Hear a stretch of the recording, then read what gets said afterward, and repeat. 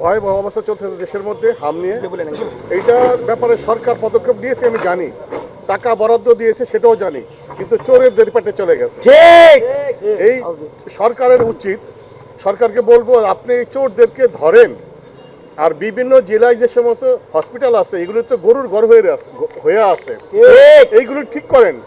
আমাদের এসে কি বলে যে এমপি আমির হামজা সাহেব বলছে যে আমি হাসপাতাল খুলতে চাই, আমাকে 50 লক্ষ কোটি টাকা দেওয়া হয়েছে সাথে, যে আপনি নেন, এটা খুললেন না।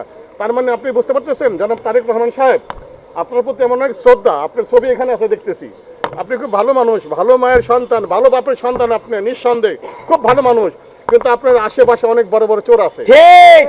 এদের থেকে দেশটাকে বাঁচান, আপনার বাবা মায়ের নাম রাখেন, আপনি খোঁজ করে দেখেন কারা দেয় না এই সমস্ত হসপিটালগুলি ভালো হইতে, ঠিক করতে, টাকা ঠিক মতন বন্টন হচ্ছে কি হচ্ছে না, এত শিশু মারা যাচ্ছে, 24 এত সন্তান মারা গেল, ইয়াং জেনারেশন শেষ হয়ে গেছে, আবার শিশুরা মারা যেতেছে, এখন 11 বছরের ছেলেদেরকে হাম হয়।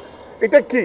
আপনি শুধু গদিতে বসতে চলবে না, আপনাকে নজর চারিদিকে দিতে হবে, দেখতে হবে যে আমার দেশ আসলেই কি ভালো চলছে নাকি আমি শুধু গদিতে বসে আছি।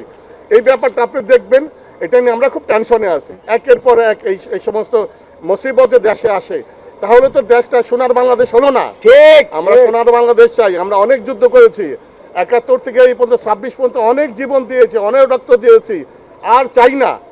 আপনার বাবা, আবারও বলছি, দেশপ্রেমী ছিল, আপনার মাও দেশপ্রেমী ছিল, আপনিও দেশপ্রেমী, দেশকে ভালোবাসে দেশের জন্য কিছু করেন। আর কি বলবো, এটাই আমার কথা। শুধু আপনাকে বারবার বলবো আপনার দেশের প্রতি নজর দেন, আর আশেপাশে যারা আছে কিছু লোক কুলাঙ্গা, এদেরকে দূরে রাখেন। ঠিক। আল্লাহ হাফেজ।